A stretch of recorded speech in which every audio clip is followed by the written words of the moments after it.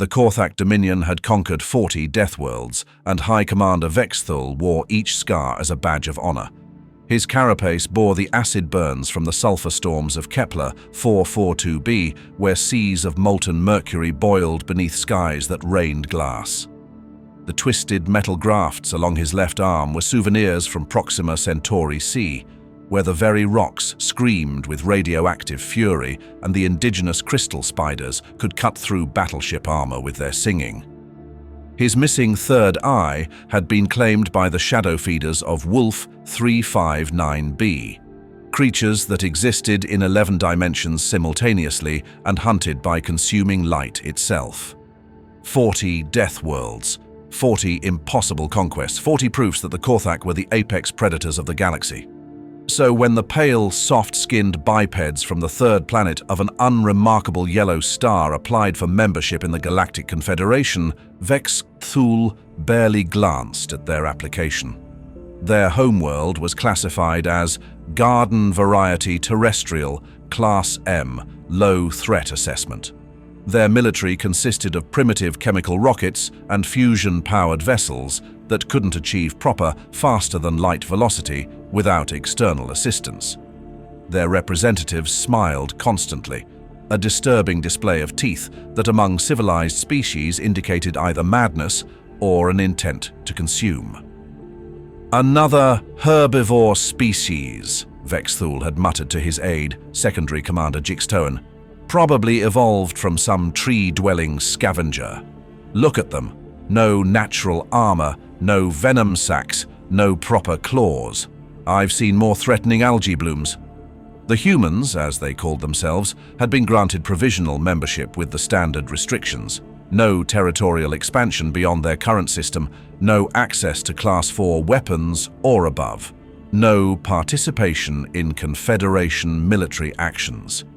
It was 6 months later, during a routine Dominion expansion survey, that Kthvar first encountered the human designated as Thomas. The world of Kthvar 7 should not have been survivable. Even the Kthvar, in all their evolution-perfected glory, required full environmental suits to operate on its surface. The atmosphere was a toxic cocktail of chlorine gas and sulfuric acid that could dissolve Dominion battle armor in minutes. The gravity was 3 times Confederation standard, enough to crush the bones of most species. Solar radiation from the system's binary stars would cook most organic tissue within hours of exposure. And yet, as Kthvar's dropship descended through the screaming winds toward the mining survey site, he could see a lone figure moving across the landscape without protection. "Impossible," breathed Jixtoen, his senses focused on the readings. "Commander, that appears to be a human." Kthvar's remaining eyes narrowed. "A corpse, you mean? Nothing could survive down there without a proper suit." But the figure wasn't a corpse. As their ship settled onto the landing platform, a construction marvel that shouldn't have been possible given the conditions, Kthvar watched through the viewports as the human approached their vessel. He was tall for his species, perhaps 2 meters, with sun-darkened skin and graying hair at his temples. He wore simple cloth garments and boots that looked handmade. No environmental suit, no protective gear of any kind. The human raised one hand in what Kthvar recognized as their species' greeting gesture and spoke into a primitive communication device. His voice came through their ship's speakers with only minimal distortion from the hostile atmosphere. "Welcome to Kthvar 7. I'm Thomas Jones, Site Supervisor for the Terran Mining Consortium. Hope you folks don't mind the weather." Kthvar stared. The human was breathing the poisonous air as if it were nothing more than a mild inconvenience. "This has to be some kind of protective technology we're not detecting," Jixtoen whispered. But their sensors were among the finest in the Dominion. If there had been any kind of force field or environmental manipulation, they would have registered it immediately. Kthvar activated the external comm. "Human Thomas, you appear to be unprotected. Are you experiencing equipment malfunction?" The human tilted his head. A gesture Kthvar had learned indicated confusion among their species. Equipment malfunction? Oh, you mean like a suit or something? Thomas laughed, producing that disturbing bark-like sound humans made when amused. Nah, this isn't too bad. Little warm, maybe. And the air's got a bit of a bite to it, but nothing we can't handle. You folks need to step outside, or would you prefer to conduct business from your ship? Kthvar felt a chill run through his combat-scarred body. This had to be a mistake, some kind of sensor error, or perhaps the human was using technology beyond their supposed capabilities. We will join you momentarily, he managed. It took 15 minutes for Kthvar and his team to don their full environmental protection gear. The suits were masterworks of Dominion engineering, capable of protecting them in the heart of a gas giant or the vacuum of space. They were equipped with redundant life support systems, radiation shielding, and enough armor plating to stop small arms fire. The human was waiting patiently when they emerged, apparently unbothered by the wind that was strong enough to knock over small vehicles. He had used the time to set up a simple table and what appeared to be a beverage service. "Can I offer you folks some coffee?" Thomas asked, gesturing to a steaming pot that sat openly exposed to the toxic atmosphere. "It's a little strong, but it helps with the altitude." Altitude. The human was concerned about altitude while breathing poison and being slowly cooked by radiation. "That is unnecessary," Kthvar said, his voice distorted by the suit's speakers. "We are here to conduct a survey of this world's mineral resources. Your presence was not anticipated." "Oh, right. Yeah, we've been here about 8 months now. Got a pretty good operation running." Thomas gestured toward a series of structures that hadn't been there during the Dominion's initial scout sweep. They were built with the same casual disregard for the hostile environment, open frameworks that offered no protection from the elements, populated by dozens more humans who moved about their tasks as if they were working in a pleasant garden rather than a hell world that could kill most known species in minutes. 8 months, Kthvar repeated slowly. "Give or take. Time kind of runs together out here. We're working 12-hour shifts, 7 days a week. Could probably push it to 14 hours, but the boys need their rest." Thomas paused to wipe sweat from his forehead with a cloth that should have disintegrated in the corrosive air. "You folks look a little hot in those suits. Sure you don't want to take them off? It's actually pretty nice today. Temperatures only about 47 degrees Celsius, and the winds died down from yesterday." 47 degrees Celsius. That was nearly the boiling point of water. Kthvar's suit was struggling to keep his internal temperature stable, and this human was calling it pretty nice. "The atmospheric composition is lethal to most carbon-based life forms," Jixtoan interjected, his voice tight with disbelief. Thomas nodded thoughtfully. "Yeah, it's got some kick to it. Takes a few days to adjust. Jimmy over there," he pointed to a human operating what appeared to be a massive drilling rig with his bare hands. "He had a bit of a cough when we first arrived. But you know how it is with new environments." A bit of a cough. When exposed to concentrated chlorine gas. Kthvar found himself staring at the human called Jimmy, who was indeed operating heavy machinery in conditions that should have killed him instantly. The man looked up, noticed their attention, and waved cheerfully before returning to his work. "Your species," Kthvar said carefully, "requires no special equipment to survive in this environment?" "Well, we brought plenty of water," Thomas replied. "And we make sure to rotate duties so nobody's outside more than 16 hours at a stretch. Got to be responsible about workplace safety, you know." 16 hours. In an atmosphere that was actively trying to dissolve them. "I believe there has been some mistake in our intelligence regarding your species' capabilities," Kthvar said. Thomas looked puzzled again. "What do you mean?" Your homeworld was classified as a garden variety terrestrial. Low threat assessment. The human was quiet for a moment, then burst into that disturbing laughter again. This time, several of the other humans joined in, their combined barking echoing strangely in the toxic air. Earth? Garden variety? Thomas wiped his eyes, which were apparently leaking, another disturbing human trait. Oh man, that's rich. Hey Jake, he called to another worker. These folks think Earth is a garden world. The human called Jake looked up from where he was using some kind of cutting tool that produced a flame hot enough to melt metal. He grinned, showing those omnivore teeth. Earth. Hell, Commander, Earth'll kill you a dozen different ways before breakfast. This place actually reminds me of home a little. Well, except for the gravity. This is only about 3 times standard. Back home, we've got places where it's 4, 5 times. And the radiation here is nothing compared to what you get at high altitude during solar storm season. Vexathul felt something cold settling in his stomach. Solar storm season? Oh yeah, Thomas said casually. Our star throws regular tantrums, X-class flares, coronal mass ejections, the works. Great for growing tomatoes, actually. Something about the extra radiation makes them come up sweet. Course, you've got to be careful about exposure during the worst of it. Lost my grandfather to solar sickness when I was young. He was out fishing during a bad flare and didn't make it to shelter in time.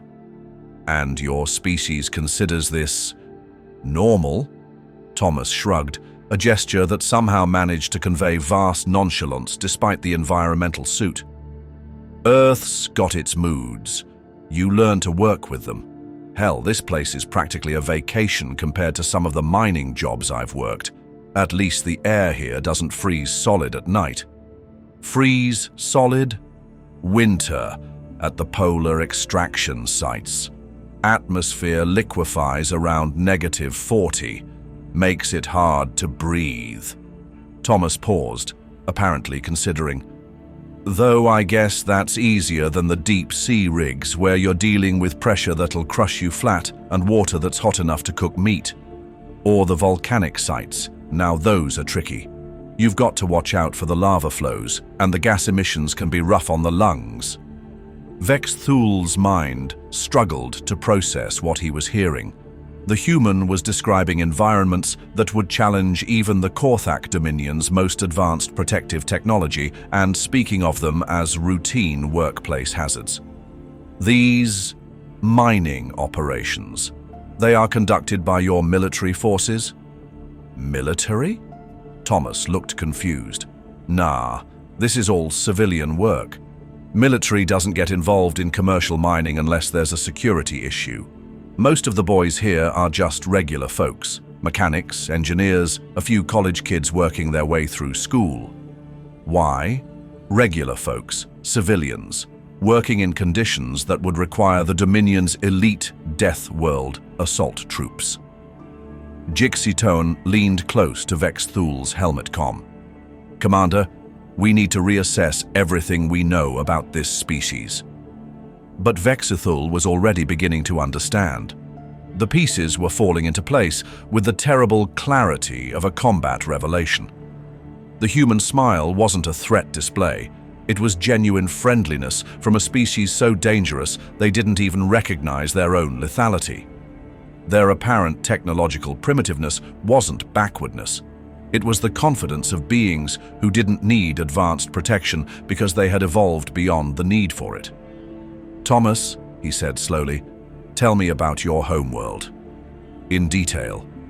The human settled back against his table, apparently preparing for a long conversation. Around them, his colleagues continued their work in the poisonous hellscape as if it were the most natural thing in the world.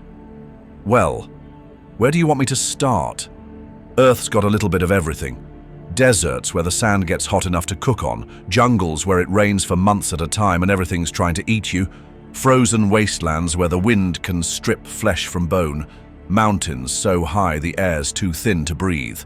Oceans deep enough to crush submarines and full of predators that make our old movie monsters look tame. Thomas's voice took on a fond, almost nostalgic quality as he described what to Vexthul sounded like a catalogue of Deathworld horrors. And then there's the weather. Tornadoes that can level cities, hurricanes that go on for days, blizzards that bury entire regions under ice. Electrical storms that turn the sky into a light show and fry anything that gets in the way. Oh, and the earthquakes. Whole continents shifting around, mountains being born overnight, valleys opening up and swallowing everything in sight. And your species thrives in these conditions. Thrives? Well, I guess you could say that. We've spread pretty much everywhere by now. Got cities in the deserts, settlements in the Arctic, research stations in the deep ocean, mining operations in active volcanic zones. Space elevator runs right through some of the worst storm systems on the planet. But it keeps running. Thomas paused to take a drink from a container that should have been filled with acid by now. Course, it wasn't always easy. Took us a while to figure out how to work with the planet instead of against it. Work with it? Sure, like you don't fight a hurricane, you build to withstand it. You don't try to stop an earthquake, you learn to ride it out. Earth teaches you real quick that you're not in charge. You adapt, or you die. And suddenly, Vexthul understood why the humans smiled so much. It wasn't a threat display or a sign of madness. It was the expression of a species that had looked death in the face every day of their evolutionary history and learned to laugh at it. "Thomas," he said, his voice barely steady, "what is the most dangerous environment humans regularly operate in?" The human thought for a moment. "Well, define dangerous." "I mean, there's the deep space construction crews. They work in hard vacuum with nothing but a suit between them and eternity. The solar mining operations that get so close to stars that metal melts just from reflected heat. The neutron star research stations, where one wrong move and you get stretched into spaghetti by gravity fields that could tear atoms apart." He paused, apparently considering. "But if I had to pick the worst, I'd probably say the guys working the Mariana extraction project. 11 kilometers underwater, pressure that'll crush you instantly if your suit fails. No light, no air, temperatures that fluctuate between freezing and boiling depending on whether you're near a thermal vent or not. Plus the local wildlife. Some of those deep-sea predators are pretty unfriendly. And this is commercial work? Mining operation? They're pulling rare earth elements from the ocean floor. Dangerous work, but the pay's good, and somebody's got to do it." Thomas finished his drink and stood. "Speaking of which, I should probably get back to work. The boys are expecting to finish the primary excavation by the end of the week, and we're already behind schedule thanks to yesterday's solar flare." He gestured toward the sun, the binary star system that was actively trying to irradiate everything on the planet's surface. "Nothing serious, just a Class M burst, but it knocked out some of our equipment and we had to take a couple hours to fix it. Anyway, you folks feel free to look around. Just watch out for the unstable ground near Sector 7. We had a small seismic event yesterday and the terrain's still settling." With that, the human walked away, returning to his work in conditions that would challenge the Dominion's most elite forces.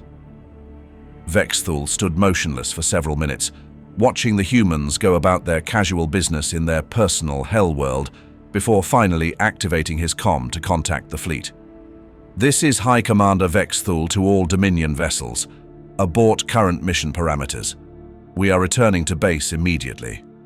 "Sir," came Jixtoan's confused voice, "the survey is incomplete." "The survey," Vexthul said quietly, "was complete the moment we stepped outside. The emergency session of the Dominion High Command was held in the deepest bunker on the Korthak homeworld, surrounded by every defensive measure their civilization had ever devised. Fleet Admiral Krexhun, whose own scars told the story of campaigns across the galaxy's most hostile worlds, listened to Vexthul's report with growing alarm. You're saying this species considers Deathworld environments normal? Not normal, Admiral. Routine. There's a difference. Vexthal activated the holographic display, showing images captured during their brief visit to Kthvar 7. Watch this footage carefully. These humans aren't struggling to survive. They're working, efficiently, professionally, in conditions that our own assault troops would find challenging.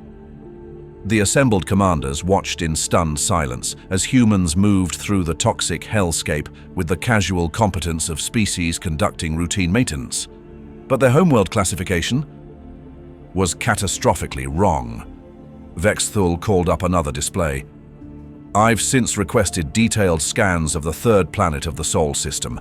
The results are illuminating. The image that appeared caused several senior commanders to recoil. Earth hung in space, like a jewel, beautiful and serene from a distance. But the detailed analysis told a different story. Active tectonic system causing continuous seismic activity. Volatile weather patterns, including cyclonic storms with wind speeds exceeding 200 kilometers per hour. Temperature variations ranging from -40 to +60 degrees Celsius. Atmospheric composition that supports combustion, meaning the entire atmosphere can catch fire under the right conditions. Solar radiation levels that would require protective measures for most species. Gravity within acceptable parameters, but higher than Confederation standard. He paused, letting the data sink in. And then there's the ecosystem. The next series of images caused audible gasps from the assembled Kthvar. Creatures that were clearly predators, some larger than Dominion assault vehicles. Organisms that had evolved every possible method of killing and consuming other life forms. Environments that ranged from frozen wastelands to boiling swamps to deserts that could cook flesh in minutes. This is their homeworld, gentlemen. Not a death world they conquered. The world that made them. Fleet Admiral Krexhun leaned forward, his combat instincts fully engaged. Show me their military capabilities. That's the problem, Admiral. I don't think what we've seen is their military. The silence in the bunker was absolute. Explain. Vexthal called up the final set of images. Humans engaged in what they termed recreational activities. Climbing vertical rock faces without safety equipment. Throwing themselves from aircraft and trusting primitive fabric to slow their descent. Engaging in combat sports that involved attempting to render each other unconscious for entertainment. They do this for fun, Admiral. The conditions that would challenge our finest warriors, they consider entertainment. The environments we need full protective gear to survive in, they use for vacation destinations. And their actual military forces, unknown. When I attempted to inquire about their defense capabilities, the human Thomas seemed confused by the question. He said, and I quote, "Why would anyone want to attack Earth? It's already trying to kill everyone who lives there. Seems like it would just be inefficient." Admiral Krexhun was quiet for a long moment, processing the implications. Recommendations? Full reassessment of human capabilities. Immediate diplomatic outreach to establish formal relations. And most importantly, Vexthal's remaining eyes met those of his superior. Under no circumstances should we ever give them a reason to consider us a threat. The communication from Earth arrived 3 days later, transmitted on an open channel to the entire Galactic Confederation. The message was brief, delivered by a human male who introduced himself as Admiral Richard Hayes of the Terran Defense Force. Greetings to all member species of the Galactic Confederation. We understand there may have been some confusion regarding Earth's classification as a garden world and humanity's supposed pacifist nature. We'd like to clear up any misunderstandings. Earth is what we consider a fairly typical terrestrial planet. It has provided us with everything we need to develop and thrive, including the constant challenges that have shaped our species into what we are today. We love our homeworld, and wouldn't change anything about it. As for our military capabilities, we prefer to handle conflicts through diplomacy when possible. Not because we lack the ability to defend ourselves, but because we've learned that it's generally more efficient to avoid unnecessary violence. However, we want to assure all member species that we are fully capable of protecting our interests and those of our allies when diplomacy fails. We look forward to peaceful cooperation with all Confederation members and hope that our previous misclassification won't affect future relations. The message ended with Admiral Hayes smiling that disturbing human smile. In the Dominion bunker, Fleet Admiral Krexhun turned to his assembled commanders. "Gentlemen, I believe we may have significantly underestimated the complexity of galactic politics." On the display screen, the tactical analysis of Earth continued to update as more detailed scans came in. Each new piece of data painted a picture of a world that was, by any reasonable measure, actively hostile to life.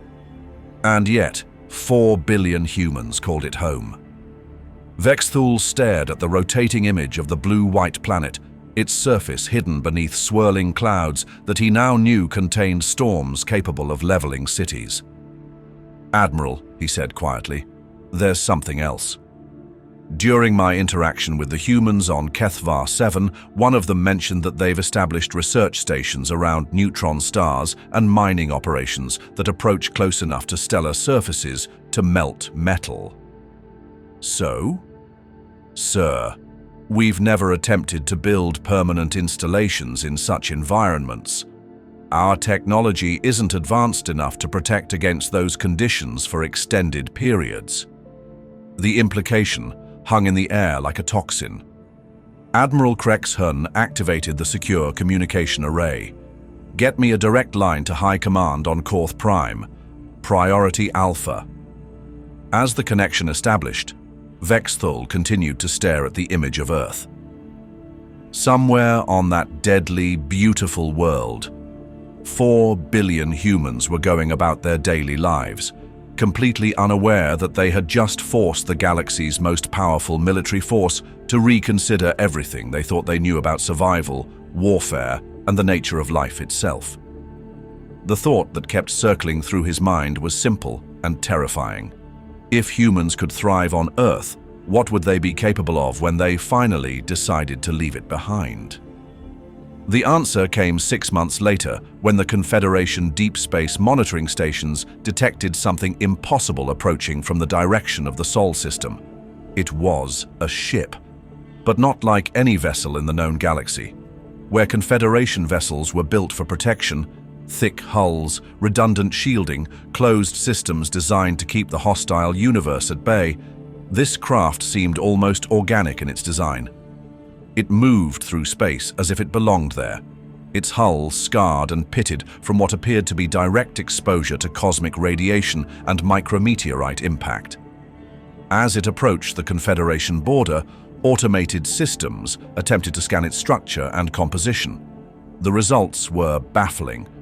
The ship's hull appeared to be made from materials that shouldn't exist, alloys that somehow remained stable under conditions that would cause normal metals to sublimate. Its propulsion system generated energy signatures unlike anything in Confederation databases.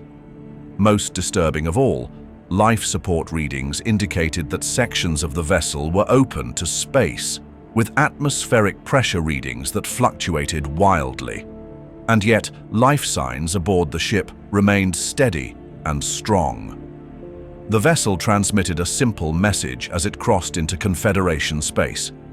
"This is Captain Michael Torres of the Terran exploration vessel, Endurance, requesting permission to dock at the nearest Confederation facility for supplies and diplomatic contact."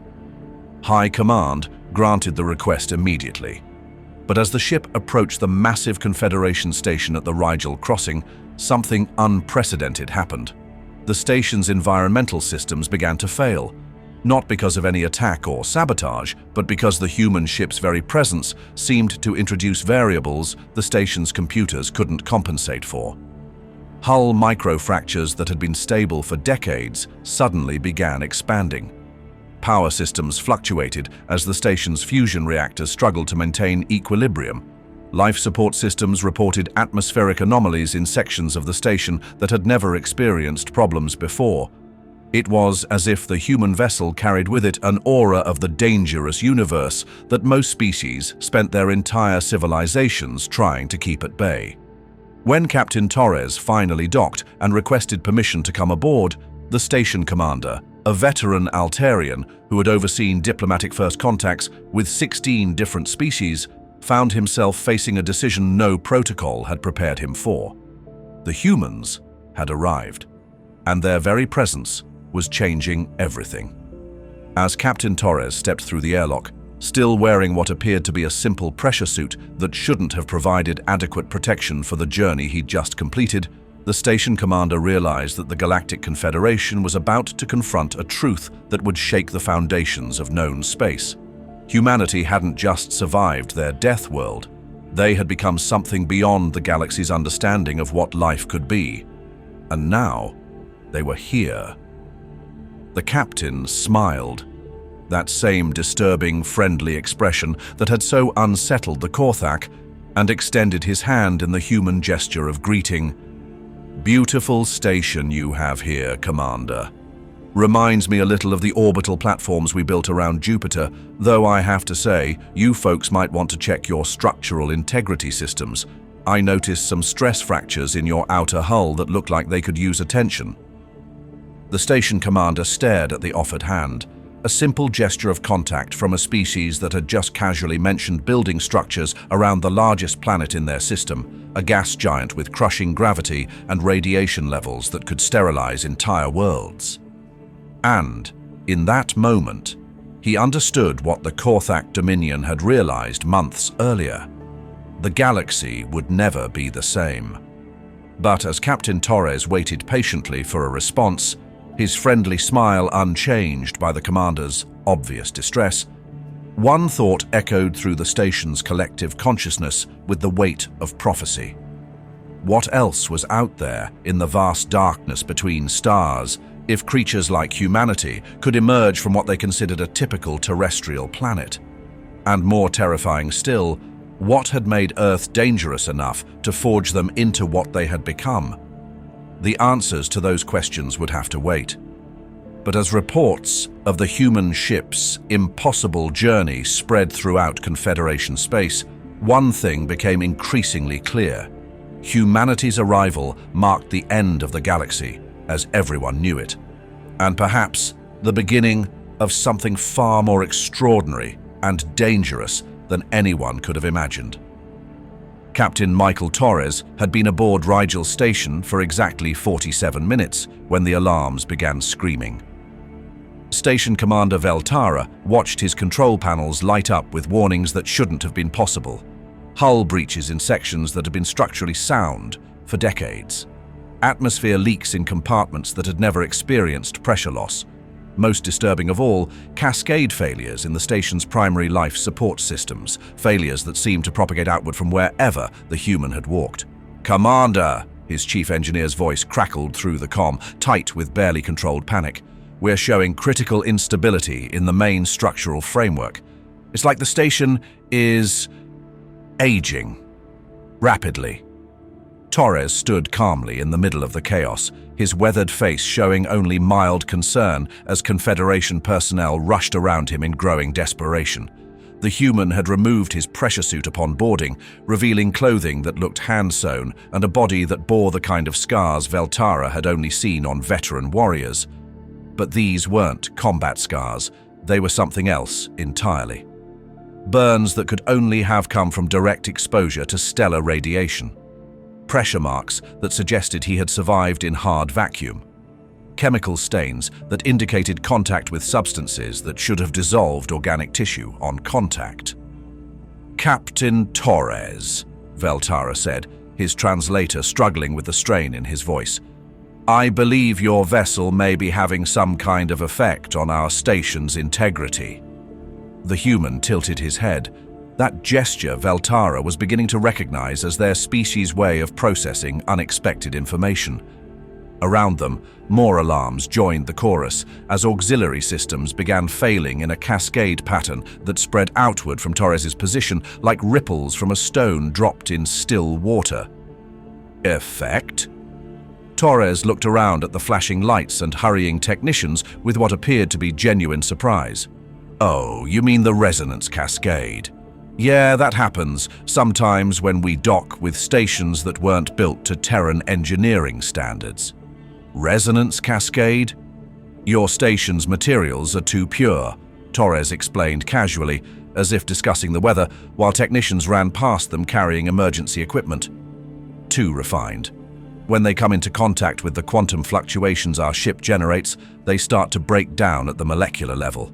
Kind of like how a perfectly tuned instrument can shatter if you hit just the right frequency. Veltara stared at him, his mind struggling to process the implications. Our station is constructed from the finest materials in the galaxy. Titanium composites that can withstand direct stellar bombardment, reinforced with crystalline matrices that have proven stable in tests lasting centuries. Torres nodded thoughtfully, completely unbothered by the chaos erupting around them. Sure, they're strong, but they're also uniform, predictable. Back home, we learned early on that materials with controlled flaws and deliberate inconsistencies actually hold up better under extreme stress. They bend instead of breaking, adapt instead of shattering. An explosion somewhere deep in the station's core punctuated his words, and Veltara felt the deck plates vibrate under his feet in a rhythm that spoke of critical, structural failure. You're saying your ship is deliberately built with flawed materials? Not flawed. Adaptive. Torres smiled that unsettling human smile, the expression somehow managing to be reassuring despite everything Veltara had learned about his species. Like everything else we build, it's designed to survive in an unpredictable universe. Our ships aren't just vessels, they're living things in a way. They grow stronger under stress, learn from damage, adapt to new threats. Before Veltara could respond, his communications officer called out from across the command center, his voice tight with desperation. "Commander, we're receiving distress calls from 10 different sections. Structural collapse in the residential quarters, atmospheric breach in the diplomatic wing, and the main reactor is showing instabilities that could lead to core breach in less than 30 minutes. 30 minutes. Veltara felt the weight of 50,000 lives pressing down on him, the crew and civilian population of the largest diplomatic station in Confederation space. If Riel Station fell, it wouldn't just be a humanitarian disaster. It would be the end of the careful balance of power that had kept the galaxy's various species from open warfare. "Commander!" His chief engineer's voice came through the comm again, now edged with hysteria. "Main fusion reactor is showing cascade resonance patterns. The containment field is destabilizing. If we don't find a way to stop this in the next 20 minutes, we're looking at complete core failure." Complete core failure. The explosion would be visible from 3 star systems away. Veltara's mind raced through the protocols, each option more hopeless than the last.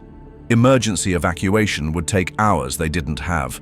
The station's transport capacity could handle maybe 5,000 beings in the time they had left.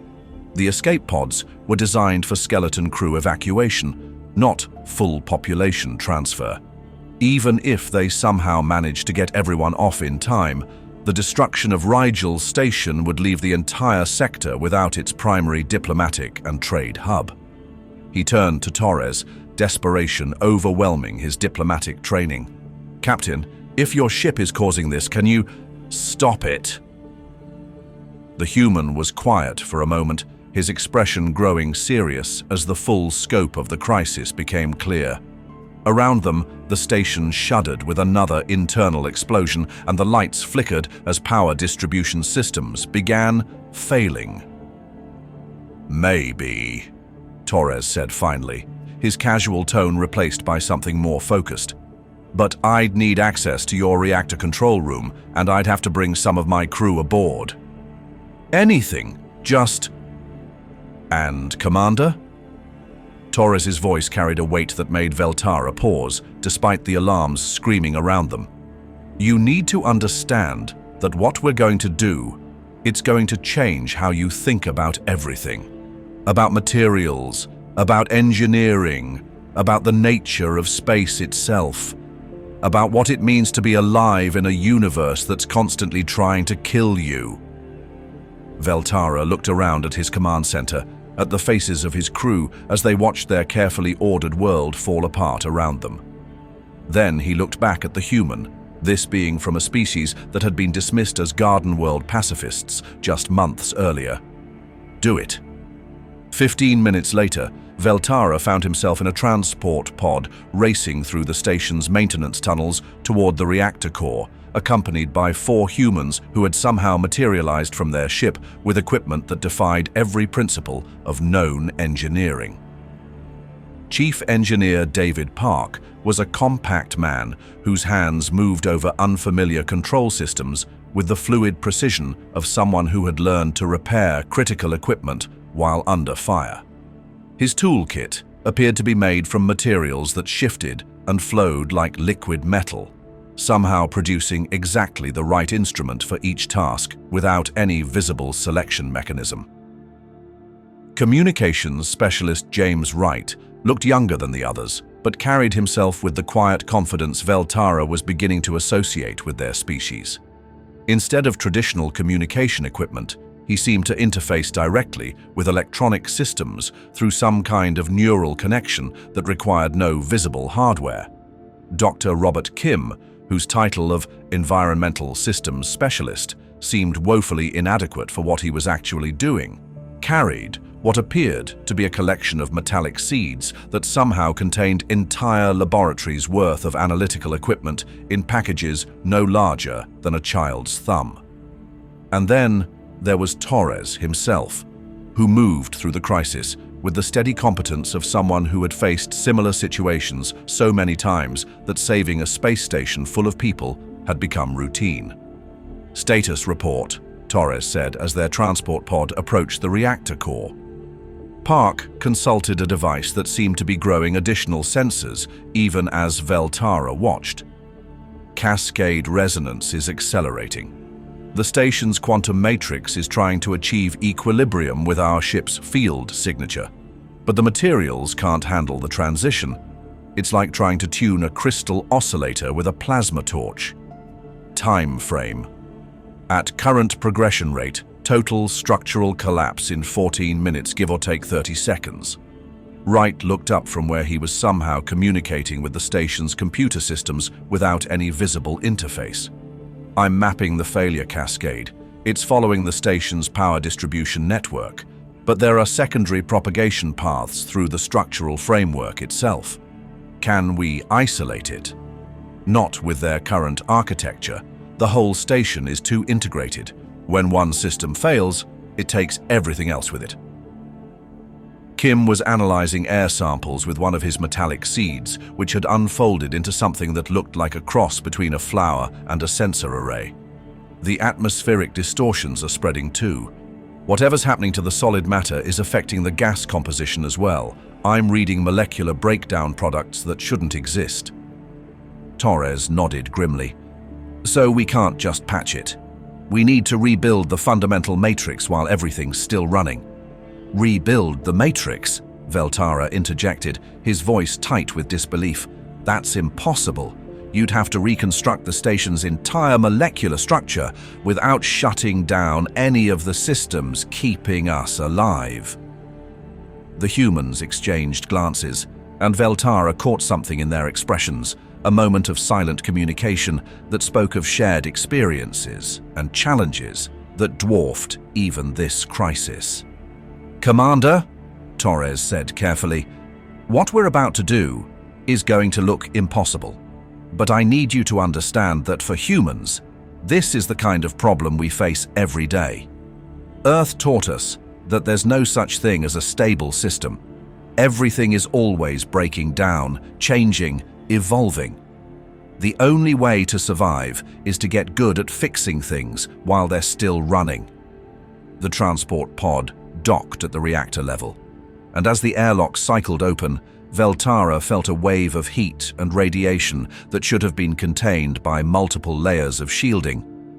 Emergency klaxons echoed through the corridors, and the air itself seemed to shimmer with energy discharges. "Radiation levels are approaching lethal thresholds," his chief engineer warned through the comm. "Commander, you need to evacuate that area immediately."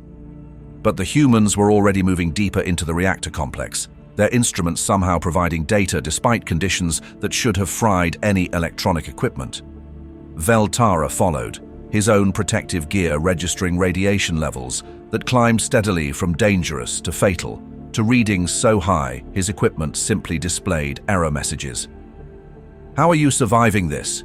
he called out to Torres. The human glanced back, his expression puzzled. "Surviving what?" "The radiation, the heat, the electromagnetic interference." Torres looked around the corridor as if noticing the conditions for the first time. The air was hot enough to scorch lung tissue, filled with ionized particles that made breathing feel like inhaling fire. Energy discharges arced between the walls with enough power to vaporize organic matter. "Oh, this?" Torres shrugged. "It's not too bad. Warmer than I like, but nothing compared to the solar mining platforms. Those get so hot that metal vapor becomes the coolest thing around. But the radiation levels, yeah, it's pretty intense. But you know, Earth's magnetic field breaks down sometimes during solar storms. The radiation hits the surface directly, and we just deal with it. After a while, you develop a tolerance. A tolerance for radiation levels that could sterilize entire planets. They reached the reactor chamber itself, and Veltara's worldview shifted once again. The containment field was clearly failing, with coherent plasma streams escaping the magnetic bottles and striking the chamber walls in displays that rivaled stellar coronas. The temperature readings were climbing toward levels that would convert solid matter directly to gas.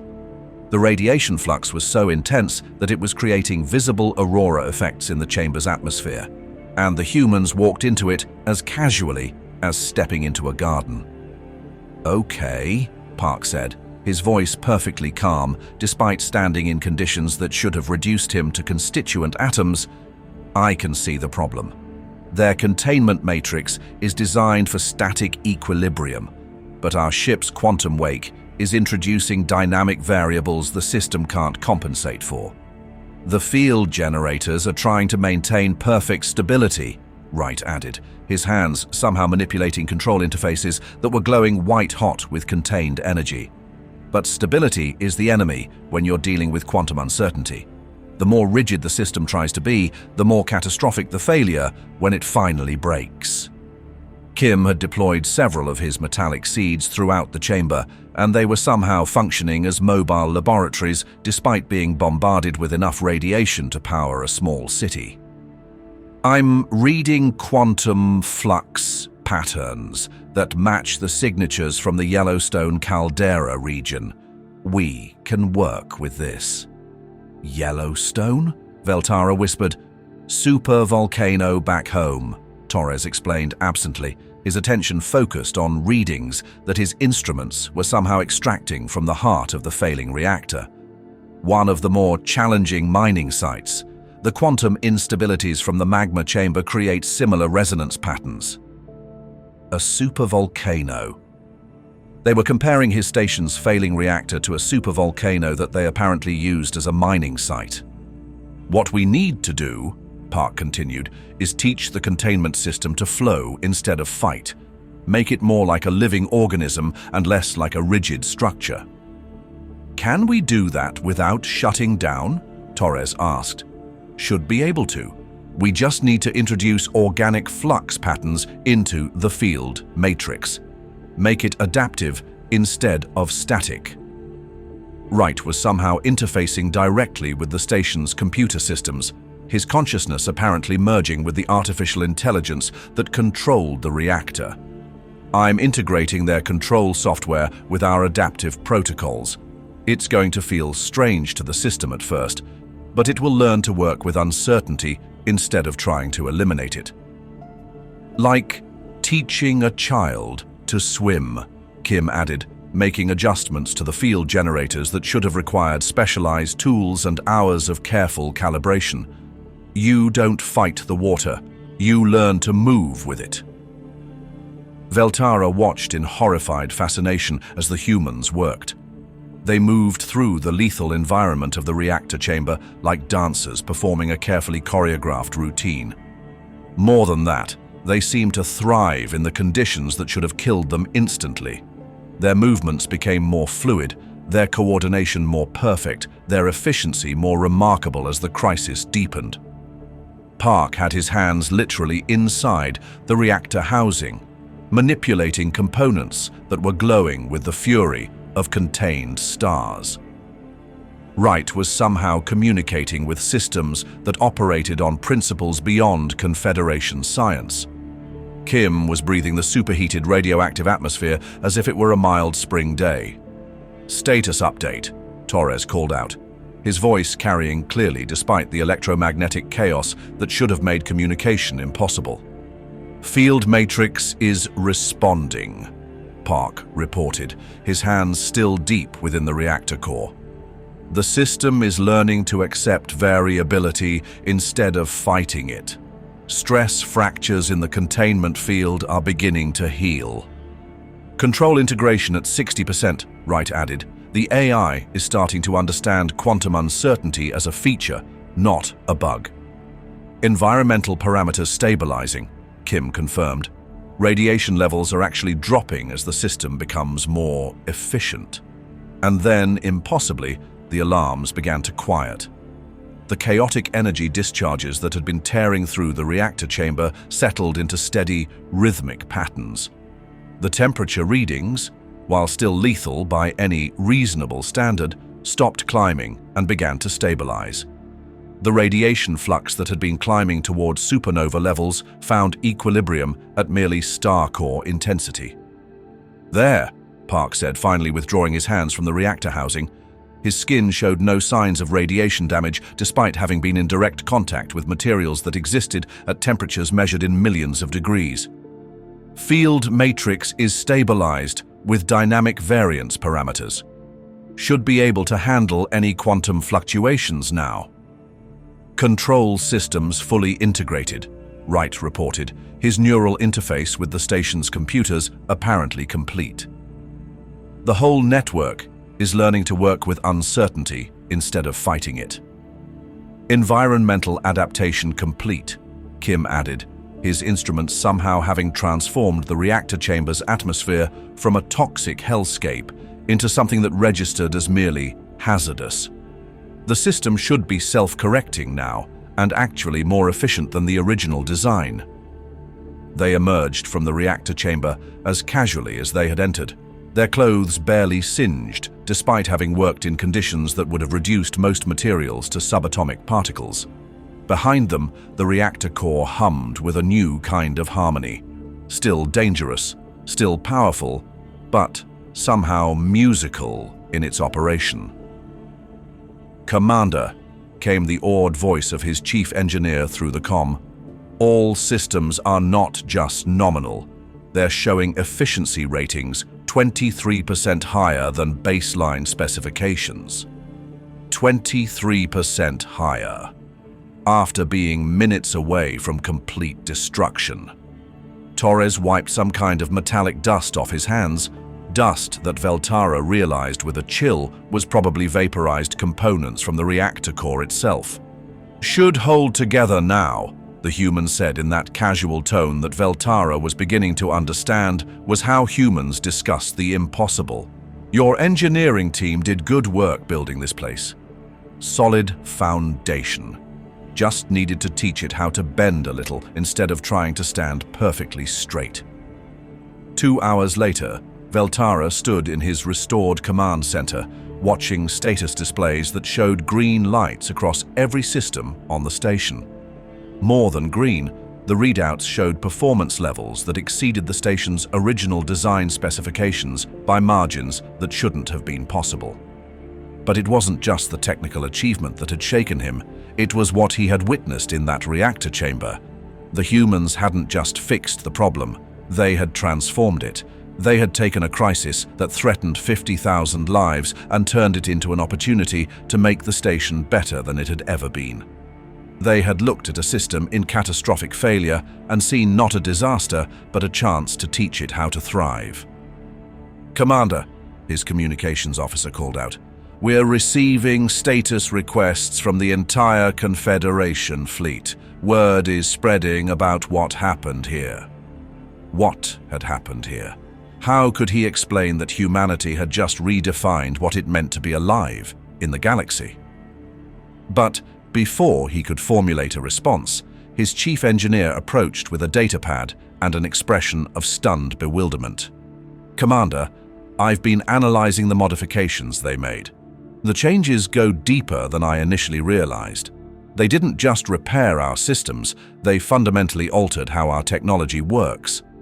"Explain." "The reactor core is now operating on principles that aren't in any of our textbooks. Instead of maintaining static equilibrium, it's in a state of controlled dynamic flux.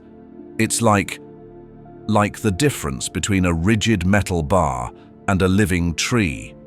The tree bends with the wind instead of breaking." Veltara studied the technical readouts, trying to understand what he was seeing.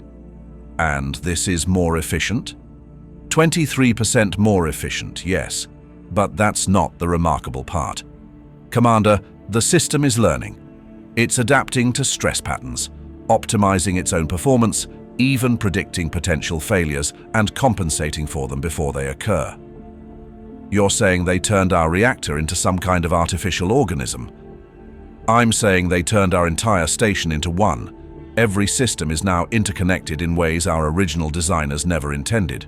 When one component experiences stress, the whole network adjusts to support it. When efficiency improves in one area, the benefits propagate throughout the entire structure." Veltara felt a chill of understanding. "They rebuilt the station while we were living in it." "Not rebuilt, Commander. Evolved. They taught our technology how to grow." Before Veltara could respond, his tactical officer called out from across the command center. "Commander, we're detecting an approaching vessel, configuration unknown, but the quantum signature matches the human ship." On the main display, a new vessel materialized from faster-than-light travel. But this wasn't the Endurance. This ship was larger, more complex, its hull bearing the same organic curves and adaptive materials that marked human engineering.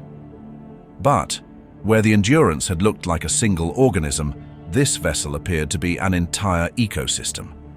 Different sections that served different functions while working together as a unified whole. "Incoming transmission," the communications officer reported.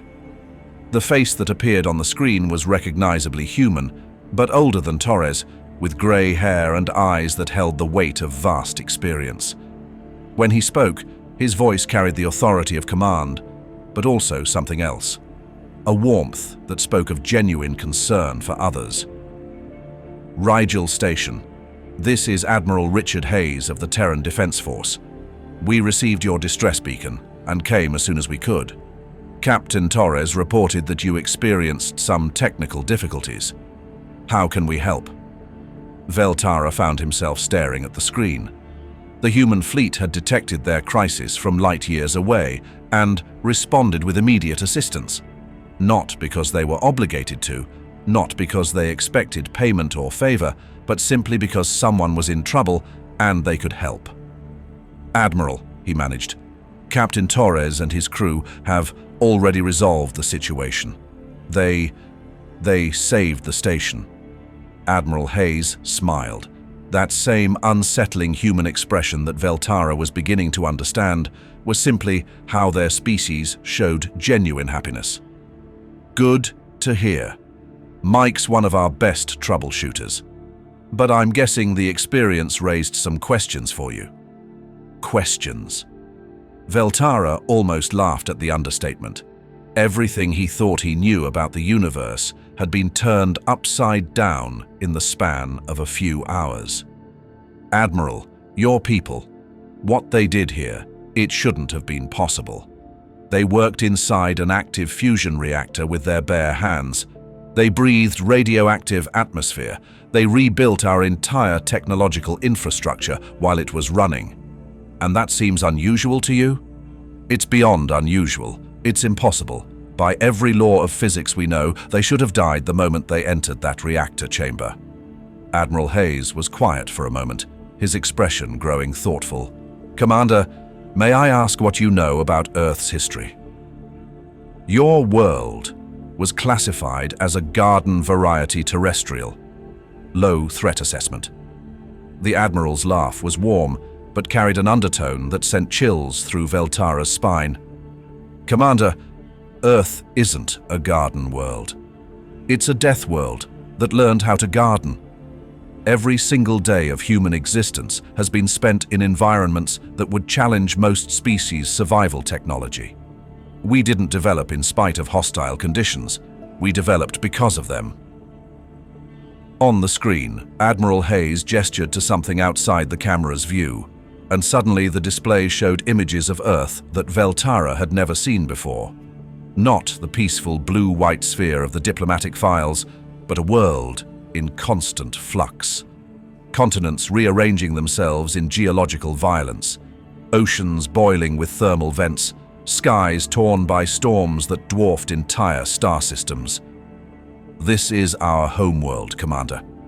A planet where the ground regularly shifts beneath your feet, where the sky catches fire, where the very air can turn toxic without warning, where ice ages and heat waves can last for millennia, where massive extinction events have reshaped the biosphere dozens of times. The images continued, humans working in environments that looked like the surface of alien suns, building structures in the hearts of hurricanes, mining operations in the depths of volcanic calderas. We learned early that the universe doesn't care whether we live or die. So we learned to care for each other. We learned to build things that could survive anything the cosmos could throw at them. And most importantly, we learned that the best way to deal with a hostile universe is to make it a little less hostile for everyone. Veltara stared at the images, his understanding of humanity shifting once again. These weren't just survivors. They were gardeners of the impossible, taking the most hostile environments in the galaxy and somehow making them bloom with life.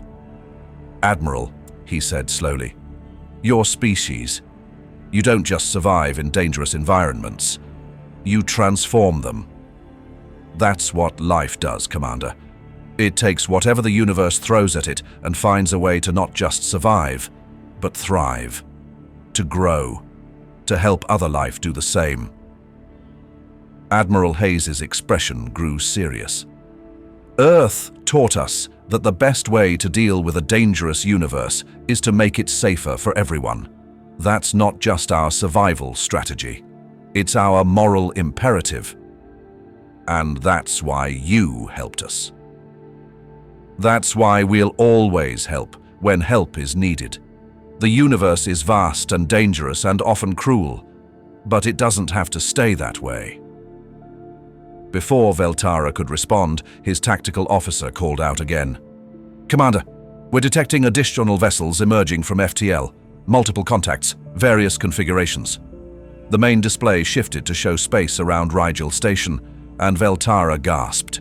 Ships were appearing from faster-than-light travel, dozens of them, from half a dozen different species. Kthvar battleships, their hulls scarred from Deathworld campaigns. Altarian research vessels, their sensor arrays extended like metallic flowers. Even a few ships from species he didn't immediately recognize. What's happening? He whispered. Admiral Hayes's expression grew puzzled. I'm not sure. Let me check with my communications officer.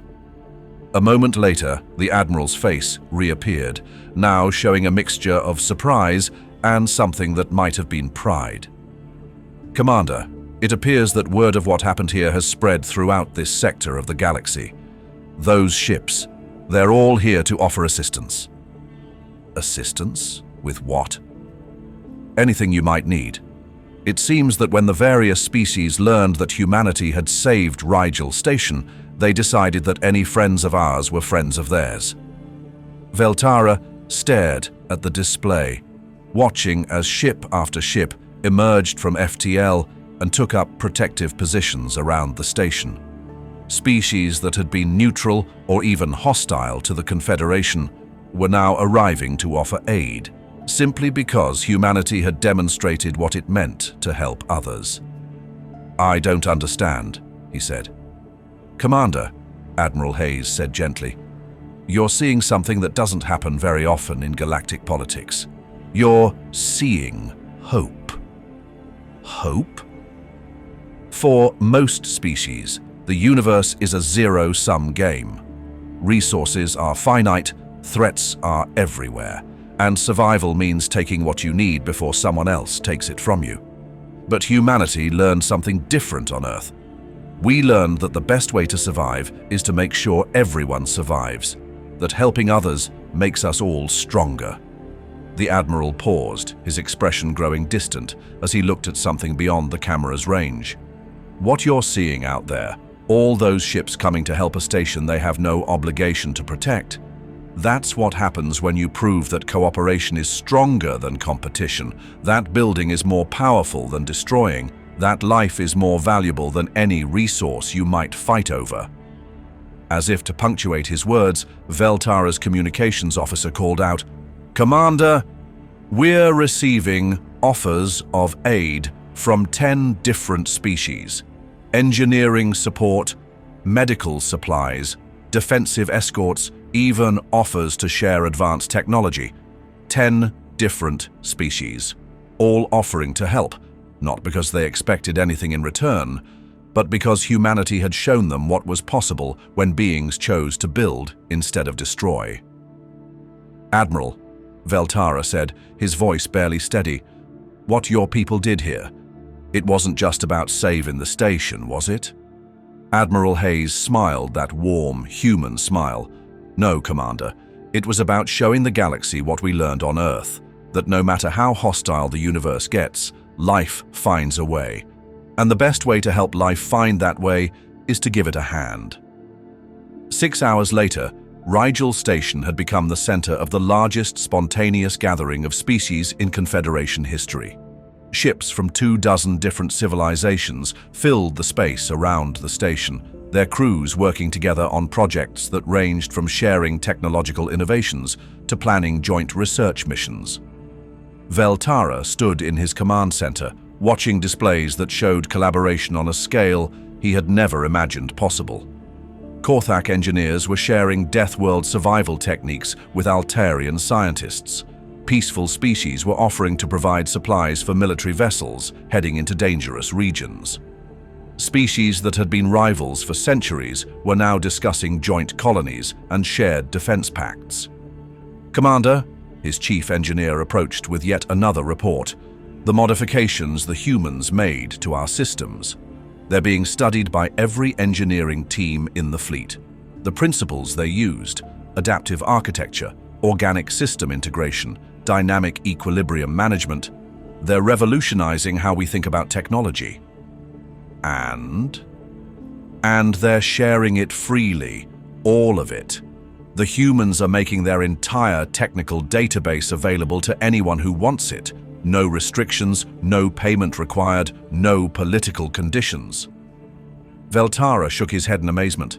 Any one of the innovations the humans had demonstrated would be worth entire star systems to the species that possessed it exclusively, and humanity was giving it away. "Sir," his communications officer called out, "Admiral Hayes is requesting permission to come aboard. He says there's something he wants to discuss with you privately." 20 minutes later, Veltara found himself in his personal quarters, sharing what humans called coffee with the Admiral and trying to process everything that had happened. The beverage was apparently a mild stimulant on Earth, but to Veltara's physiology, it produced a sense of calm alertness that was remarkably pleasant. "Admiral," he said finally, "I have to ask. Your species could dominate the galaxy if you wanted to. The technology you've demonstrated, the capabilities your people possess. Why share it? Why help others who could eventually become threats?" Admiral Hayes was quiet for a moment, staring into his coffee as if seeing something in its depths. "Commander, do you know what the first thing humans learned about the universe was?" "I know that it's very, very big, and very, very empty, and very, very hostile to life." The Admiral looked up, his eyes holding depths that spoke of vast experience. "When our species first looked up at the stars, the thing that struck us most wasn't their beauty or their mystery. It was how alone we were." He gestured toward the viewport, where the assembled fleet of dozens of species created a tapestry of lights against the cosmic dark. "For most of human history, we thought we were the only intelligence in the universe. Can you imagine what that's like? To look up at infinite space and see nothing but emptiness? To wonder if consciousness is just some cosmic accident that happened once, on one small world and would never happen again?" Veltara felt a chill at the thought. His species had always known others existed. The galaxy had been full of civilizations when his people achieved space flight. But to be alone. "When we finally developed the technology to reach other stars, do you know what we were hoping to find? Resources? Territory?" Admiral Hayes shook his head. "Company. We were hoping to find anyone else who could look up at the stars and wonder what they meant. Anyone else who could create, who could dream, who could choose to build instead of simply survive." The Admiral stood and walked to the viewport, looking out at the assembled fleet. "And when we found you, all of you, do you know what our first thought was? No. Thank the universe. We're not alone." He turned back to Veltara, his expression serious. "Commander, life is the rarest thing in the cosmos. Intelligence is rarer still, and consciousness that chooses to create, to help, to build something better than what came before, that's the most precious thing that exists anywhere. So, you protect it. We nurture it. Every species that learns to look beyond its own survival, every civilization that chooses cooperation over domination, every individual who decides to help rather than harm, they're all part of something bigger than any one world or star system." Admiral Hayes returned to his seat, his expression growing thoughtful. "Commander, Earth taught us that life is fragile. It can be wiped out by cosmic events, climate changes, resource depletion, or simple bad luck. But it also taught us that life is resilient. Given a chance, it finds ways to survive, to grow, to become more than it was. And consciousness? Consciousness is life's greatest achievement. The universe spent billions of years creating matter that could think about itself, dream about what it might become, choose to be better than simple survival instincts would dictate." The Admiral smiled. "Every conscious being that exists is a victory against entropy, a proof that the universe can create meaning out of chaos." Veltara felt something shifting in his understanding, not just of humanity, but of existence itself. "So, when you save a station, when you share technology, when you help others, we're protecting the most valuable thing that exists anywhere. We're making sure that consciousness has the best possible chance to flourish, to grow, to become something even more remarkable than it already is." They sat in comfortable silence for a moment, watching the lights of the assembled fleet through the viewport. Ships from dozens of species working together because humanity had shown them what was possible. "Admiral," Veltara said finally, "what happens now? Now you have a choice to make. All of you do." "What kind of choice?" Admiral Hayes stood and walked back to the viewport, his gaze fixed on the stars beyond the assembled fleet. The same choice humanity faced when we first looked up at those stars and realized how alone we were. You can see this universe as a hostile place where survival means taking what you need before others take it from you, where every other species is a potential threat, every resource is something to fight over, every innovation is an advantage to hoard. He paused, his reflection visible in the transparent aluminum. Or you can see it as a garden, a place where life has managed to take hold despite impossible odds, where consciousness has learned to dream of better things, where beings can choose to build instead of destroy. He turned back to Veltara. A place where the best way to ensure your own survival is to help everyone else survive and thrive as well. And if we choose the garden?